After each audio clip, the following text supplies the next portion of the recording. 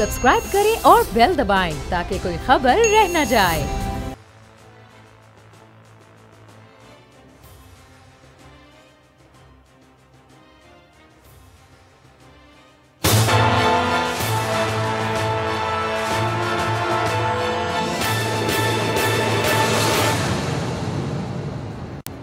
अस्सलाम वालेकुम। प्रोग्राम तज्जिया में मैं हूं अलीना लियास। मेरे साथ मौजूद हैं समी इब्राहिम, राना ताहिर और आज के इस प्रोग्राम में हमारे साथ मौजूद हैं शाह खावर साहब। 10 को पीपल्स पार्टी की सेंट्रल एग्जीक्यूटिव कमेटी की मीटिंग है। इसके साथ साथ मुश्तरका पार्लियामेंट्री कमेटी जो है नून लीग की, उनकी भी मीटिंग है। आखिर इस मीटिंग का क्या मकसद है, कुछ इस हवाले से बात करेंगे। फिर नईमुल हक साहब ने आज काफ़ी कुछ कहा है और अपने ही वज़रा को कहा है और क्यों कहा है, कुछ इसको भी शामिल गुफ्तगू करेंगे। और अख्तर मेंगल साहब बलूचिस्तान में क्या करना चाहते हैं, कुछ इंटरव्यूज़ भी दिए उन्होंने कहा था कि ईद के बाद बताएंगे कि जो सीएम बलूचिस्तान है उनके हवाले से वो क्या फ़ैसला करेंगे, इसको भी शामिल गुफ्तगू करेंगे। जी समी साहब, ओवर टू यू। बहुत बहुत शुक्रिया अलीना।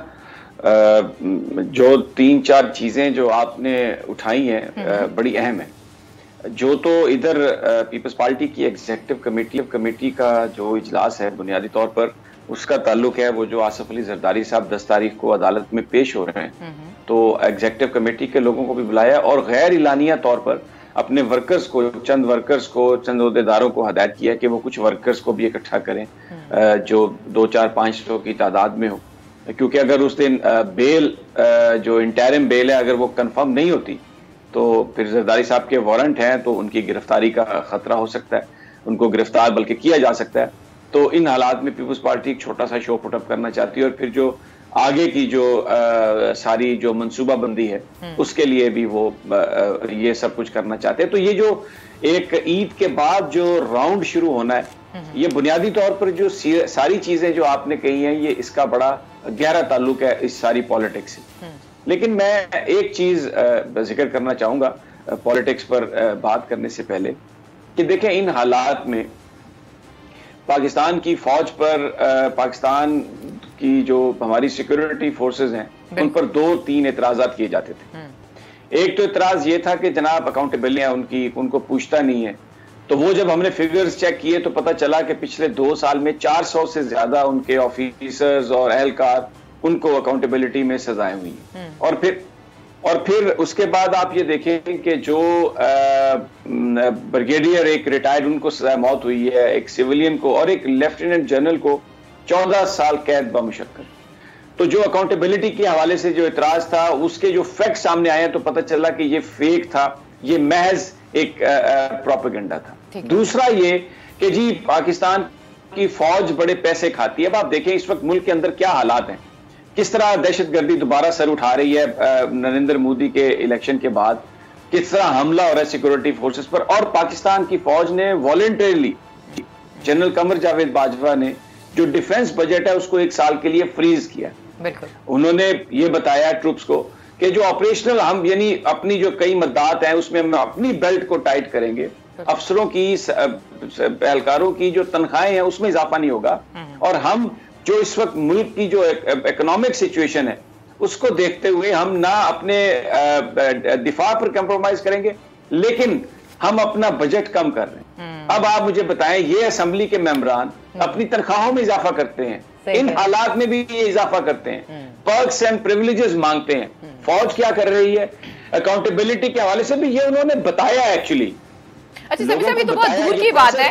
मैं राना साहब से इसका कमेंट लेना चाहूंगी कि आज ही नईमुल हक साहब ने भी इस हवाले से बात की और उन्होंने कहा है कि जो वुज़रा हैं वो वीवीआईपी प्रोटोकॉल, गाड़ियां और ये सारी चीजें इस्तेमाल कर रहे हैं। जैसे कि आपने कहा कि फौज की जानिब से कहा गया है कि डिफेंस बजट में कोई इजाफा नहीं किया जाएगा। फौज की तरफ से हमें एक ऑस्टेरिटी ड्राइव जो है वो नजर आ रही है, लेकिन जिसके दावे किए गए थे हुकूमत की जानिब से वो नहीं हो रहा। राना साहब और नईमुल हक साहब जो कि स्पेशल एडवाइजर हैं, बड़े क्लोज हैं इमरान खान साहब के, वो इस तरह का ट्वीट करते हैं। वो अगर बेहतर होता है इमरान खान साहब को कह देते ना कि वो इस तरह आते और सोशल मीडिया पे बात करते, या फिर इमरान खान साहब जो है वो उनकी इतनी सुनते नहीं है इसलिए उनको ये करना पड़ा। नहीं देखें, बात यह है अलीना के नईमुल हक साहब वज़ीर आज़म इमरान खान के मुआवन खसूसी हैं, वो उनके पुराने साथी हैं। और नईमुल हक साहब ने ये जो ट्वीट किया है, मुझे यकीन है कि वज़ीर आज़म ने भी इस पर अपनी बरहमी का इजहार किया होगा जो वज़रा प्रोटोकॉल ले रहे हैं। उसके बाद नईमुल हक साहब ने ये एक तरह का वज़ीर आज़म का मैसेज है इन वज़रा को कि ये प्रोटोकॉल लेना बंद करो, ये वज़ीर आज़म की हदायत की खिलाफ वर्जी है।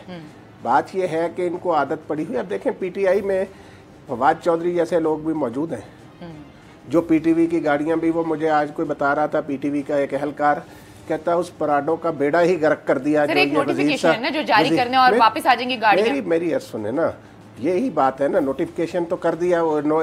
ये किस अथॉरिटी के तहत वो पराडो गाड़ी और वो टोयोटा डबल कैबिन यूज कर रहे थे, जिसमें वो सिक्योरिटी के नाम पे इन्होंने ली हुई थी। तो इसी तरीके से ये और भी वुज़रा हैं जो प्रोटोकॉल के बड़े शौकीन हैं। बिल्कुल ऐसे मैं समझता हूँ कि वजीर आजम इमरान खान को एक वाज़ेह हदायत देनी चाहिए कि जो जो गाड़ियाँ कैबिनेट डिवीजन से मिली हुई हैं, इनको एक एक गाड़ी वजीर को, उसके अलावा मातहत महकमों के अफसरान अपने वजीरों को कोई गाड़ी न दें। आप देखें सिर्फ फवाद चौधरी नहीं, कुछ और वजीर भी हैं जिन्होंने अपने महकमों के मातहत अफसरों की गाड़ियों पर कब्जा किया हुआ है। उनके जो दोस्त हैं वो इस्तेमाल कर रहे हैं गाड़ियां, देखें ना, सिक्योरिटी के नाम पे उन्हें गाड़ियां दी गई हैं। इसमें तो वजारत दाखिला को देखना चाहिए ना। लेकिन आज नईमुल हक का ये जो ट्वीट है, ये वजीर आजम का मैसेज है कि भाई ये जो पुलिस की गाड़ियां साथ आप चलाते हैं, ये सिलसिला बंद करो। ट्वीट क्यों करना पड़ा राना साहब? मेरा तो सवाल आपसे है। ट्वीट करना पड़ता है ना अलीना, सियासी हुकूमत है ना, सियासी हुकूमत है, सियासी हुकूमत में मैसेज देना पड़ता है ना उनको। उनको बताया गया कि भाई हम आपके बारे में ये इत्तला मिल चुकी है। जी समी साहब, क्यों करना पड़ा? इतने करीब हैं वो वज़ीर आज़म इमरान खान साहब के, उन्हें सोशल मीडिया पे आना पड़ा और उन्हें ये कहना पड़ा, और 9 महीने हो गए उनकी गवर्नमेंट को। ऑस्टेरिटी की बात भी वही करते थे, फिर गायें भैंसें सब हमने देखा किस तरह गाड़ियां गुड़ियां नीलाम हुई। तो अब क्या सोशल मीडिया तक ही ये महदूद रहेगा या इस पे कुछ अमल भी होगा?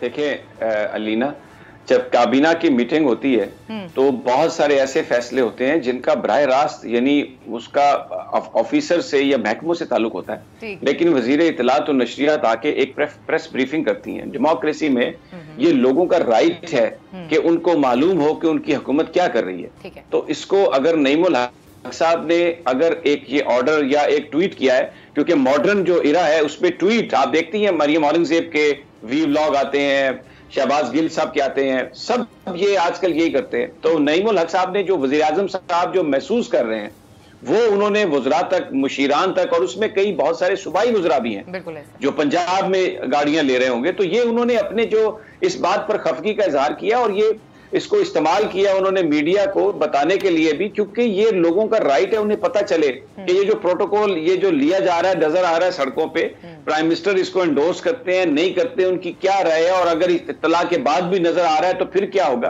तो यही डेमोक्रेसी है कि आप एक ओपननेस आप क्रिएट करते हैं और तमाम जो चीजें हैं अपनी लोगों को बताते हैं। इसका ये मतलब नहीं है कि ये it is only confined to social media, it is actually the decision has been taken, और फिर वो जो डिसीजन है वो उसको उस इंफॉर्मेशन को डिसमिनेट किया गया, उस इंफॉर्मेशन को दिया गया, लोगों को इत्मीनान में लिया गया कि आपकी हुकूमत ये काम कर रही है। तो मेरा ख्याल है ये एक बहुत ही अहसन कदम है इमरान खान साहब का। ये जो प्रोटोकॉल और ये जो सारी पुलिस फोर्स, इस वक्त हालात ऐसे हैं कि जिनको जरूरत है उनको सिक्योरिटी देनी चाहिए, वजारत दाखिला को भी इसमें देखना चाहिए, और जिनको जरूरत नहीं है उनसे वापस ले लेनी चाहिए। क्योंकि बहुत से लोगों को, जब मैं कौसार में गई मैंने खुद देखा कि बहुत सी गाड़ियां ऐसी थी जो कि मिनिस्टर्स की थी, लेकिन वहां पर आए उनके दोस्त हुए थे वो गाड़ियां लेके। शाह खावर साहब, मैं आपकी तरफ आऊंगी। सेंट्रल एग्जीक्यूटिव कमेटी और मुश्तरका पार्लियामेंट्री कमेटी को कॉल कर लेने से आपको लगता है जो मुसीबत है वो टल जाएगी इनकी, पीपल्स पार्टी और नून लीग की? देखिए, ये उनकी एंजाइटी तो अपनी जगह पे मौजूद है। आपको पता है कि ये एक बड़ा क्रूशल एक मरहला आने वाला है, जो अभी मंडे के बाद जो वीक आ रहा है उसमें न सिर्फ पीपल्स पार्टी के लिए बल्कि PMLN की लीडरशिप जो है in the line of fire कह लें या in the line of judicial action कह लें, तो बिल्कुल ये तो समझ आने वाली बात है। क्योंकि आसफ जरदारी साहब का जो है वो भी अबूरी ज़मानत पर हैं, और इसी तरह हमजा शहबाज भी अबूरी ज़मानत पर हैं। और एक और इम्पॉर्टेंट बात जो है, जो इसी हफ्ते में एक केस लगा हुआ है सुप्रीम कोर्ट ऑफ पाकिस्तान में, वो आशियाना इकबाल केस में जो मियाँ शहबाज शरीफ साहब की जो कबलस गिरफ्तारी लाहौर हाई कोर्ट ने कंफर्म की थी, वो भी अंडर चैलेंज है, और उसके लिए भी एक तारीख मुकर्रर है, शायद वो 13 तारीख है। तो इसलिए मैं समझता हूँ कि अपोजिशन के लिए, पीपल्स पार्टी और PMLN के लिए ये बड़ा क्रूशल एक वो है। और जाहिरी बात है कि वो उससे बचने के लिए या उसको पॉलिटिकल रंग देने की ज़रूर कोशिश करेंगे। इसीलिए वो सेंट्रल एग्जीक्यूटिव के इजलास बुलाए हैं और उसमें लायबल बनाया जाएगा कि अगर उनकी ज़मानतें जो हैं वो मनसूख हो जाती हैं और वो ज़ेर हिरासत आ जाते हैं तो उसके बाद आप किस तरीके से एक पब्लिक प्रेशर या पॉलिटिकल प्रेशर माउंट करने की कोशिश करेंगे। लेकिन उनके जाने के चांसेस कम नजर आ रहे हैं, जाने जो केसेस हैं जाने के कहाँ जी, वापस जाने की अगर कोशिश की उन्होंने। ऑफ कोर्स वो मेरा ख्याल है अगर वापस आ रहे हैं तो उनके पेश नज़र कोई ऐसी चीज़ होगी, कोई ऐसी हिकमत अमली होगी। लेकिन एक चीज़ बड़ी वाज़ेह है कि ये जो प्री अरेस्ट बेल जो हैं आसफ जरदारी साहब की भी हैं और हमजा शहबाज साहब की भी जो हैं वो इस्लामाबाद लाहौर हाई कोर्ट में ज़ेर तजवीज़ हैं, उसमें एक चीज़ बड़ी इम्पॉर्टेंट है कि नैब का जो कानून है उसमें ज़मानत का इख्तियार नहीं है अकाउंटेबिलिटी को। उसके बाद आपको याद होगा कि एक असफंदयार वलीस केस 2001 में एक सुप्रीम कोर्ट ने एक जजमेंट दी थी जिसमें उन्होंने कहा था कि मुनासिब मुकदमात में जिसमें वाकई किसी की विक्टिमाइजेशन या उसके ख़िलाफ़ ऐसे एलिगेशंस नहीं हैं तो वो इख्तियार हाई कोर्ट्स को रिट जुरिस्डिक्शन में दे दिया गया था कि वो सूटेबल केसेस में वो ज़मानत दे सकते हैं कॉन्स्टिट्यूशनल जुरिस्डिक्शन में। तो अब सूरत हाल ये है कि उसके बाद बहुत सारे ऐसे केसेस जो हैं सुप्रीम कोर्ट ऑफ पाकिस्तान ने फ़ैसला किए हैं। उसमें एक मशहूर केस है तलत इसहाक केस जो कि अक्टूबर 2018 में 5 रुकनी सुप्रीम कोर्ट के बेंच ने वो फ़ैसला किया था। अब जब भी कोई ज़मानत की दरख्वास्त जाती है हाई कोर्ट्स में या सुप्रीम कोर्ट में तो वो कहते हैं कि उसमें जो पैरामीटर्स तय किए गए हैं सुप्रीम कोर्ट ऑफ पाकिस्तान ने आप उससे बाहर आएँ और अपना केस प्लीड करें। और वैसे भी जो कबल गिरफ्तारी की ज़मानत का केस होता है ये एक बड़ा इस पर रहनुमा उसूल हैं सुपीरियर जुडिशरी के कि उसमें एक मुलजिम को ये साबित करना पड़ता है कि उनके ख़िलाफ़ जो केस बना है वो बदनीयती पर है और उनको हरासा करने के लिए प्रोसिक्यूशन जो है उनको गिरफ़्तार करना चाहती है या उनको पॉलिटिकली विक्टिमाइज़ किया जा रहा है। तो ये एक बड़ा एक्सेप्शनल और एक्स्ट्रा ऑर्डनरी सर्कमस्टांसेस होते हैं प्री अरेस्ट बेल देने में। तो अब हम देख रहे हैं क्या है कि क्या वो आसफ जरदारी साहब या फरियाल तालपुर साहिबा उनकी तरफ से तो जिस तरह के काम किए जा रहे हैं, पुलिस की नफरी लाई जाती है, गाड़ी लेकर आई जाती है, उनको तो ऐसे लगता है कि उन्हें हरास किया जा रहा है। देखिए ये है कि ये तो कोर्ट ने डिसाइड करना है। अब एक चीज़ बड़ी इंपॉर्टेंट है, इसमें ना नैब का कोई अमल दखल है, ना गवर्नमेंट का, ना एग्जीक्यूटिव का है। ये मामला अब मुल्ज़मान का और आला अदलिया का है कि उनके सामने जो केसेस हैं अगर तो वो ये चीज़ साबित कर सके कि उनके ख़िलाफ़ ये जो मुकदमात बनाए गए हैं ये बदनीयती पर मबनी है, उनको हरासा करने के लिए और उनको हिरासत में लेने के लिए बनाए गए हैं और इसके पीछे पॉलिटिकल मोटिव्स हैं। अगर ये चीज़ साबित करेंगे तो इसका इम्कान है कि वो ज़मानत उनकी मंजूर हो जाए। लेकिन इनमें से कोई भी इंग्रेडिएंट अगर कम हो तो वो जो अदालती नज़ायर हमारे सामने हैं उसमें तो हम नतीजा यही देखते हैं कि ये आता है। समी साहब आपको अगर ये कोई दलाइल इस तरह के दिए जाते हैं, बिकॉज कोर्ट में जब भी किसी चीज़ को डिस्कस किया जाता है तो उसमें पॉलिटिक्स तो कहीं नहीं होती है, उसमें तो सिर्फ लॉजिक की बात की जाती है।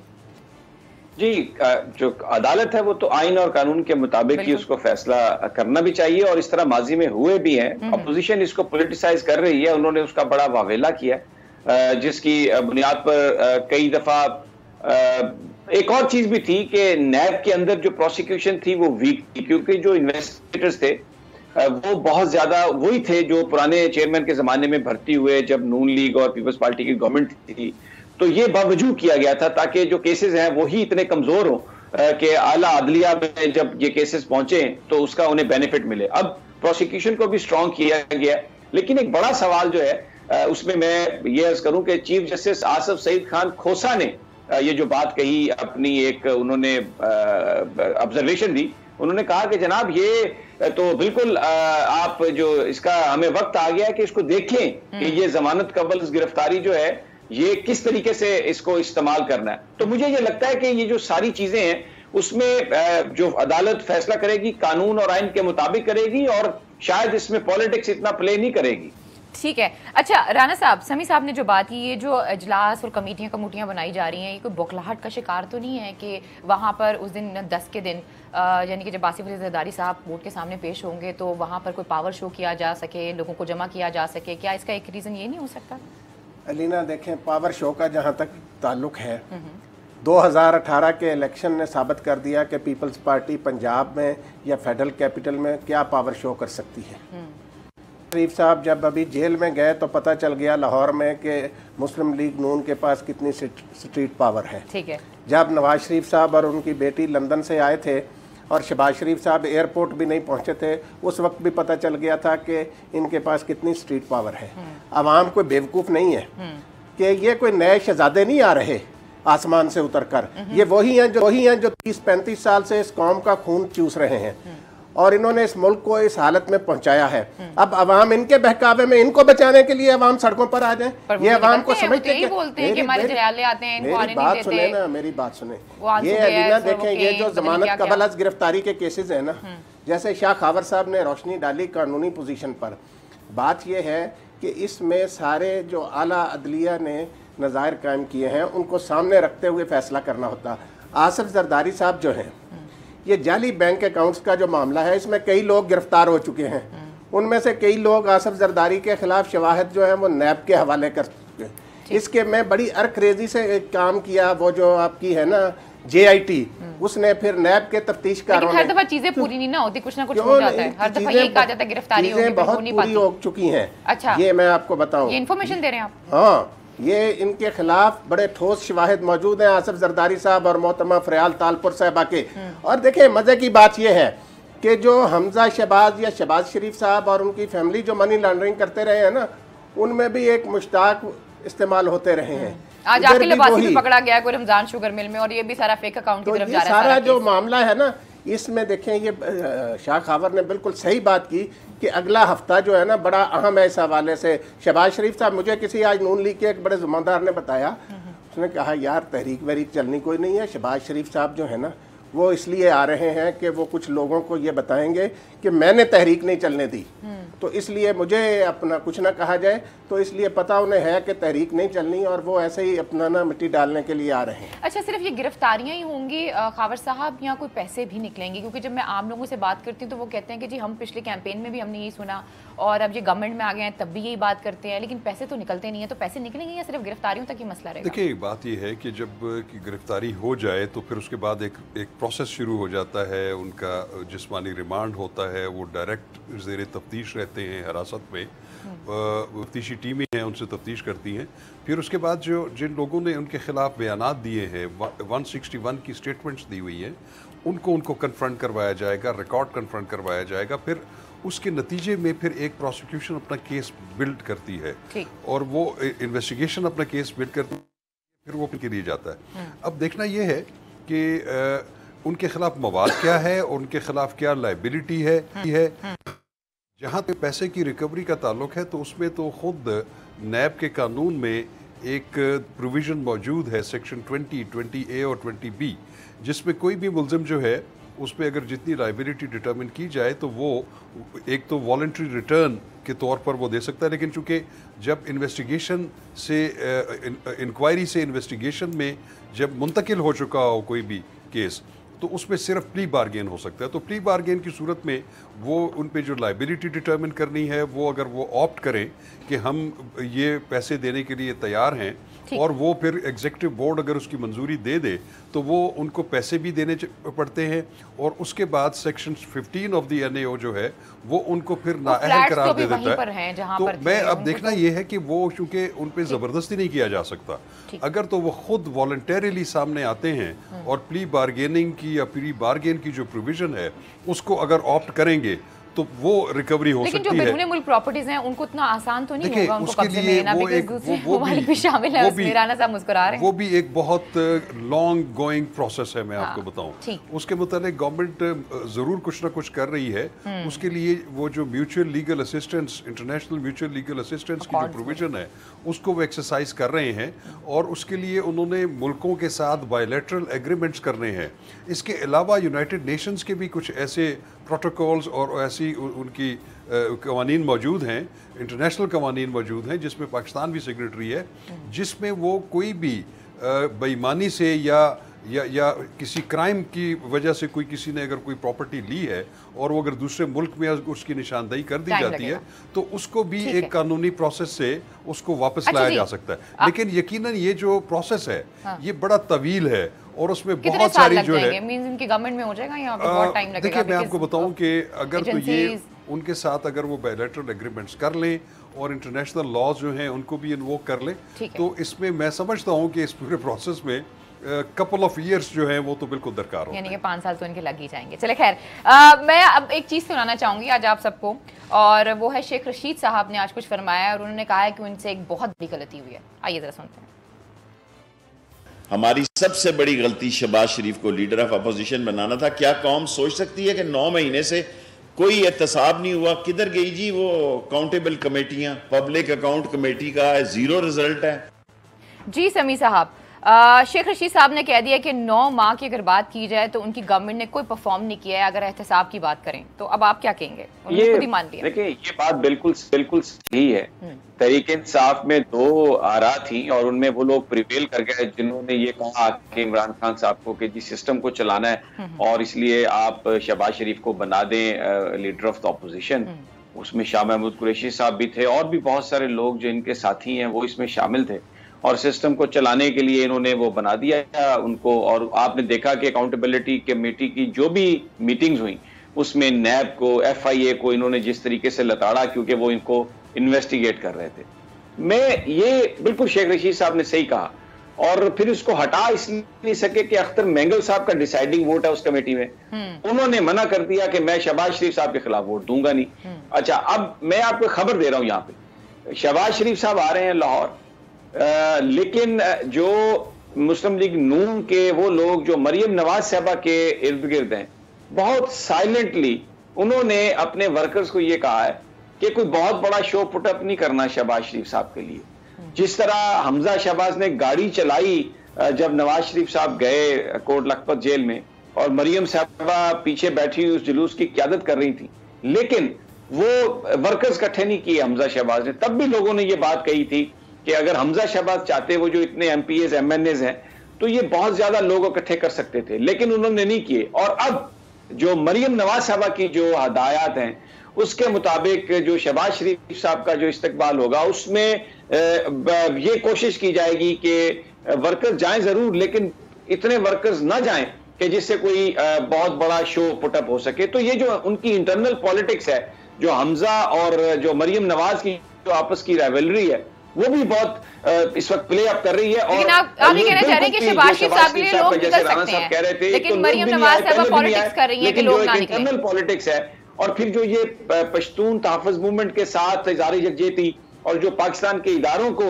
जो गाली निकालने की बात है, उससे बहुत सारे लोग खफा हैं और वो बिल्कुल कतई तौर पे ये नहीं चाहते कि किसी भी तरह से ये शहबाज शरीफ साहब का इस्तकबाल बढ़ा हो। तो ये PTM के बारे में तो मैं सिर्फ यहाँ पर एक और चीज भी कहना चाहूंगी, sorry to cut you here, उसमें वजारत दाखिला को भी चाहिए कि PTM को अगर बैन करें, अगर वो इस तरह की बात करती हैं या कोई इस तरह की टेरर फाइनेंसिंग से उनका कोई ताल्लुक है, तो उन्हें बैन ऑर्गेनाइजेशन में शामिल करना चाहिए ना। वजारत दाखिला की तरफ से भी कोई इस तरह हवाले से कोई काम नहीं हो रहा है, जो मुझे लगता है। खैर जी, जो बैन ऑर्गेनाइजेशंस हैं अलीना, उसके लिए एक पूरा प्रोसीजर है, कहीं ना कहीं से कोई डिक्लेरेशन आना चाहिए। अगर गवर्नमेंट भी किसी पॉलिटिकल पार्टी को बैन करना चाहती है तो उसका रेफरेंस देना पड़ेगा। चलें ठीक है सर, प्रोग्राम में वक्त एक छोटी सी ब्रेक वापस आएंगे। तो अताउल्लाह मेंगल साहब जो हैं वो बलूचिस्तान में क्या करना चाह रहे हैं, और सुना है कि वो CM बलूचिस्तान के हवाले से वोट ऑफ नो कॉन्फिडेंस लाने वाले हैं, कुछ उस हवाले से भी बात करेंगे। Stay with us.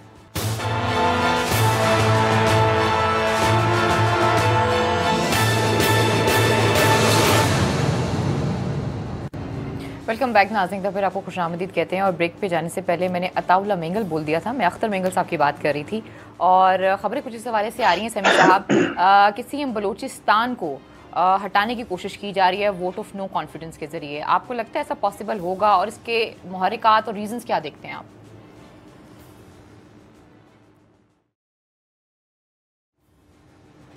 जी समी साहब, आपको आवाज़ आ रही है? जी अलीना, मुझे आवाज आई है। जी, मैं समी साहब, मेरा सवाल ये था कि आवाज़ ये आ रही है बलूचिस्तान से कि अख्तर मेंगल साहब जो हैं वो वोट ऑफ नो कॉन्फिडेंस लाने की कोशिश कर रहे हैं CM बलूचिस्तान के हवाले से। आपको लगता है ये ऐसा पॉसिबल हो पाएगा? क्या मुहर्रिकात, क्या रीजंस देखते हैं, इसका क्या मकसद हो सकता है, और क्या ये जो इशू है ये फेडरल तक भी जाएगा? देखिए, जो मुझे लगता है, जो मेरी कुछ लोगों से बात हुई है उसमें अख्तर मेंगल साहब जाहिर है एक सिचुएशन में वो बेटर बार्गेन करना चाह रहे हैं, तो उसके लिए उन्होंने सब कुछ किया है। लेकिन वहां पे मौलाना फजलुर रहमान है, अपोजिशन की जो दूसरी पार्टी है, तो जो नंबर गेम है उसमें अगर वो इनके साथ मिलेंगे तो फिर ये नो कॉन्फिडेंस ला सकते हैं, फिर उनके साथ इनकी क्या डीलिंग होगी। तो या तो अख्तर मेंगल साहब मरकज में क्योंकि हुकूमत के अलाई हैं, या तो वो छोड़ें हुकूमत को और फिर जाके वो वहां पर ये काम करें। तो मुझे ये लगता है कि इस वक्त जो सूरत हाल है, ये गुफ्तगू हो रही है, उन्होंने एक अपना वजन बढ़ाने के लिए, कुछ बेटर बार्गेन करने के लिए he has pitched himself in, लेकिन at the end of the day अभी वो मरहला नहीं आया कि वो उसको हुकूमत को गिराने की बात करेंगे। दूसरा, ये जो वकला का मामला है, उसमें क्योंकि बलूचिस्तान को एक खास तौर पर जो वहां के जो कुछ वकला हैं वो बहुत ज्यादा रिएक्ट कर रहे हैं, तो उस हवाले से भी एक प्रेशर को ईज करने के लिए उन्होंने बलूचिस्तान की जो गवर्नमेंट है, जो ज़ाहिर तहरीक इंसाफ की अलाई गवर्नमेंट है, उसके हवाले से ये बात की है। तो बड़ा पॉलिटिकल उनका ये स्टेटमेंट है। मेरा नहीं ख्याल कि वो बराह रास्त कन्फ्रंटेशन में जाएंगे, लेकिन अपनी बार्गेनिंग पोजीशन बेहतर करने के लिए उन्होंने ये बात कही। राना साहब, व्हाट डू यू से, क्योंकि जो उन्होंने बात की अख्तर साहब ने, उसमें उन्होंने ये भी कहा है कि बहुत से पीटीआई के जो रहनुमा हैं वो इस वक्त उनके साथ राब्ते में हैं और वो हालात को डिस्टेबल कर सकते हैं वहां पर बलूचिस्तान असम्बली में। This is what he said. देखिए अलीना, बात यह है कि बलूचिस्तान की जो सियासी सूरत हाल है वो मुल्क के बाकी हिस्सों से मुख्तलिफ होती है।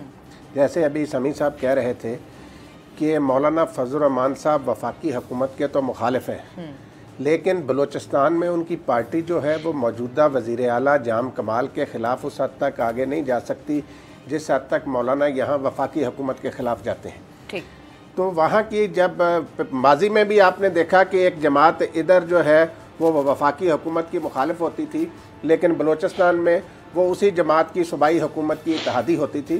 तो बलूचिस्तान के अपने हालात हैं, सियासी हालात हैं। बलूचिस्तान में कुछ लोगों का ये भी कहना है, जिनसे मेरी बात हुई है, वो कहते हैं अगर हॉर्स ट्रेडिंग हुई तो हालात खराब हो सकते हैं, और अगर हालात बलूचिस्तान में खराब हुआ तो फेडरल में भी हो सकते हैं। देखिए बात यह है अलीना, एक बात तो सीधी सीधी है कि ये जो इसके समरात है ना मौजूदा निज़ाम के, ये आप देख रहे हैं कब से। मोहतरमा बेनज़ीर भुट्टो जब वज़ीर आज़म थी, उनके खिलाफ एक हॉर्स ट्रेडिंग का अमल शुरू किया गया नवाज शरीफ साहब की सरबराही में। उनके खिलाफ तहरीक अदम एतमाद लेने के लिए अरकान असम्बली की खरीदो फरोख्त की गई। फिर छांगा मांगा की को रवाज दिया गया। फिर मैरियट होटल में अरकान असम्बली को रखा गया। तो ये जो बरक़ात हैं पार्लिमानी निज़ाम की, ये नाम नहाद जमहूरी निज़ाम, जिसको हम ख़ानदानी विरासत का जो निज़ाम है, इसको हम जिस तरीके से प्रमोट करते हैं हमारे कुछ लोग, ये वक्त आ गया है कि वज़ीर आज़म इमरान खान फैसला करें कि यहाँ इस मुल्क में अब ब्लैक मेलिंग की सियासत नहीं होगी। उनको चाहिए कि वो आवाम से बराह रास्त रुजू करें, आवाम से पूछें कि आप क्या चाहते हैं। देखिए ऐसी असम्बली जो आवाम के लिए कुछ ना कर सके। ठीक। आप 10 महीने में इस पार्लियामेंट ने आवाम के लिए क्या कानून साजी की है।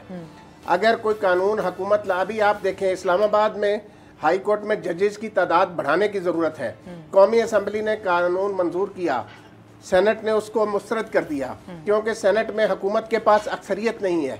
तो ऐसे में इस निज़ाम को मैं समझता हूँ कि इमरान खान साहब को चाहिए कि ऐसी असम्बली को फारग करें। जो उनका आईनी इख्तियार है कि वो असम्बली तोड़ सकते हैं, वो आवाम को सही सूरत हाल बताएं कि मैं इस वजह से 10 महीने में बात करते हैं 4 सीटों से बाहर आ जाएं, क्योंकि बड़ा खतरा है ना 4 सीटों का, कभी भी आई गई तो फिर खत्म कहानी सारी की सारी। वज़ीर आज़म इमरान खान, मैं आपको बताऊं, इन चीजों से अब ऊपर जा चुके हैं। और ये आप मेरी बात नोट कर लें, मेरी बात नोट कर लें, ये लोग खामख्याली का शिकार हैं। इमरान खान जो है अगर अब आवाम के पास गए तो मैं आपको बताऊं कि जितने वोट उनको 2018 में मिले उससे ज्यादा वोट लेकर आएंगे। बेशक ये जितना मर्जी महंगाई का शोर मचाए। अताउल्लाह मेंगल साहब को जुल्फकार अली भुट्टो साहब ने हटाया, फिर अख्तर मेंगल साहब का अपना भी एक्सपीरियंस अच्छा नहीं रहा, नवाज शरीफ समी साहब, तो इस वक्त ये क्यों किया जा रहा है, मतलब व्हाई?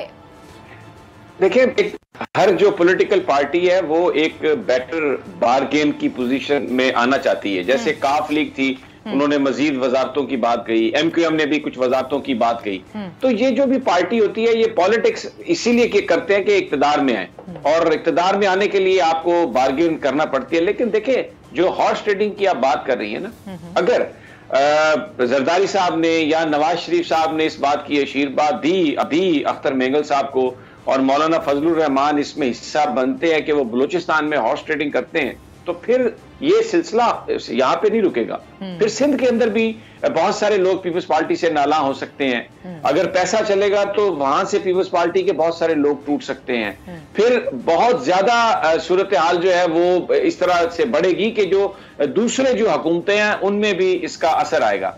ये बिल्कुल तबाहकुन होगा। लेकिन जो राना साहब वाली बात है कि इस सारी सूरत हाल में chief justice of Pakistan, Pakistan की फौज के सरबरा जनरल कमर जावेद बाजवा और वजीर आजम इमरान खान साहब को मिलकर कोई इस सारी सूरत हाल को देखना होगा। ये एक इमरजेंसी किसी सूरत हाल है। मैंने प्रोग्राम के पहले हिस्से में आपको ये बताया कि देखिए हमारी फौज जाने दे रही है। इस वक्त भारत की तरफ से जारियत का खतरा है, लेकिन मुल्क की सूरत हाल को देखते हुए वो ऑस्टेरिटी पे जा रहे हैं। उन्होंने अपनी कॉस्ट जो है उन्होंने कहा कि 1 साल के लिए हम फ्रीज लगा रहे हैं। ये पाकिस्तान की फौज जो जाने दे रही है, जहां पे जरूरत है वो ये काम कर रहे हैं इस तरह। तो ये एक इमरजेंसी किसी सूरत हाल है। इसमें चीफ जस्टिस साहब को, मिनिस्टर को बैठकर ये फैसला करना होगा। बहुत सारे अभी जो आपने नईम उल हक साहब का भी जिक्र किया ट्वीट का, अगर ये चीजें नहीं होती तो ये बड़ा पाकिस्तान के लिए मसला होगा। निजाम में इस वक्त जो करोड़ोंपति लोग बैठे हुए हैं असेंबलियों के अंदर, वो ब्लैकमेल कर रहे हैं, वो इत्तेसाब के अमल को रोकना चाहते हैं, वो टैक्स नहीं देना चाहते, वो हर मामले में डॉलर की देखें और रुपए की प्राइस सुबह शाम कैसी फ्लक्चुएशन इन्होंने की है, स्टॉक मार्केट को देखें। ये सारे वो बिजनेसमैन हैं जो पिछले 40-50 साल खा रहे हैं, जो पाकिस्तान में टैक्स नहीं देना चाहते।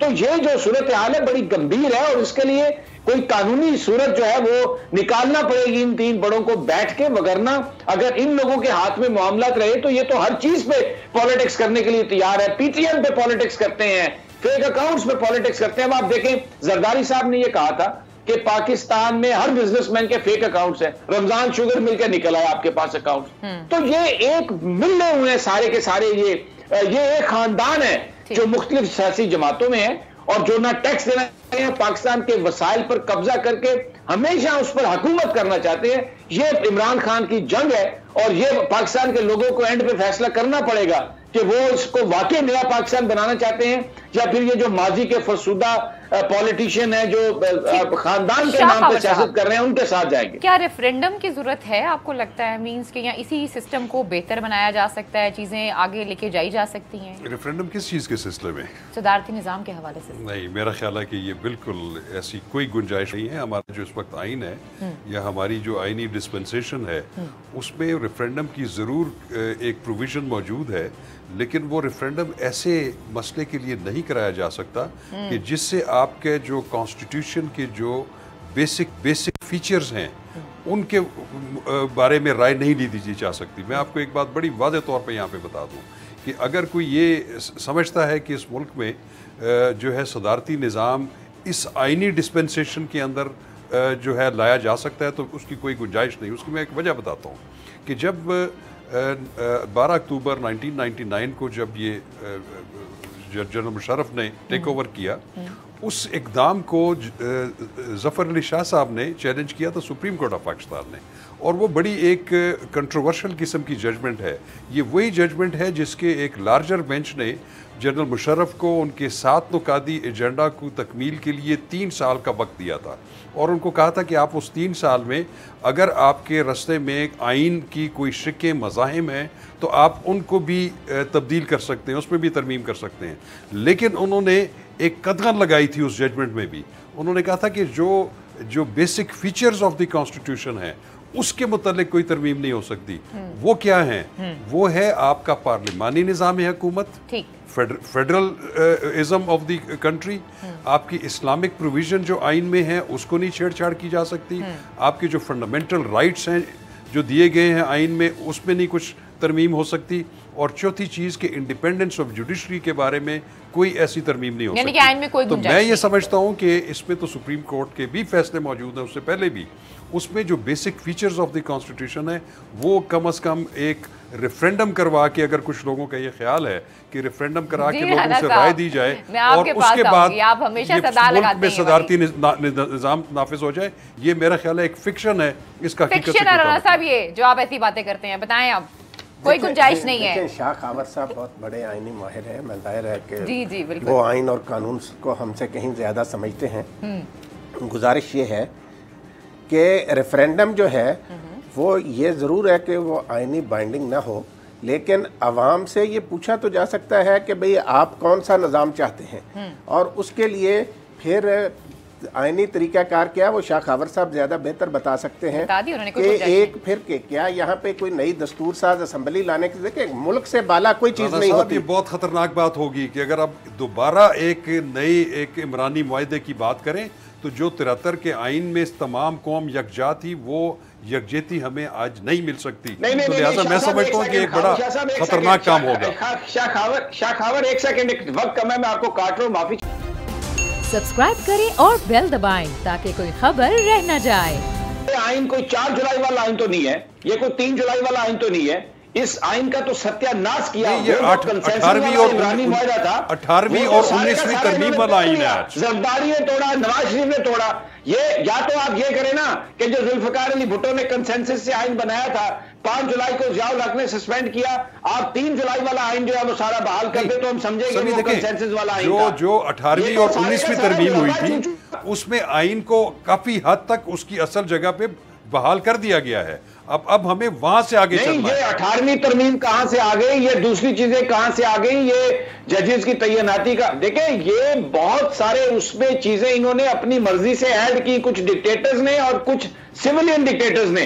ये जो पार्टी पे कब्जा करना चाहते थे, जिन्होंने ये कहा कि उस पर वोट नहीं दिया जा सकता, उस पर वोट नहीं दिया जा सकता, ये हॉर्स ट्रेडिंग के लिए है, वो 1973 का आइन जो जिसपे कंसेंसस था कौम का, वो तो एग्जिस्ट ही नहीं कर रहा भाई।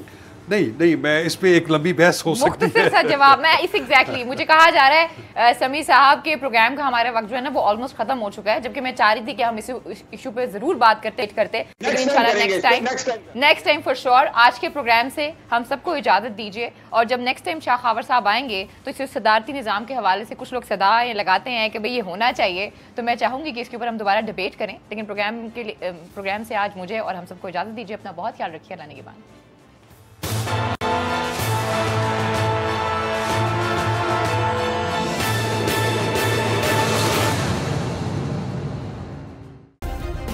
सब्सक्राइब करें और बेल दबाएं ताकि कोई खबर रह न जाए।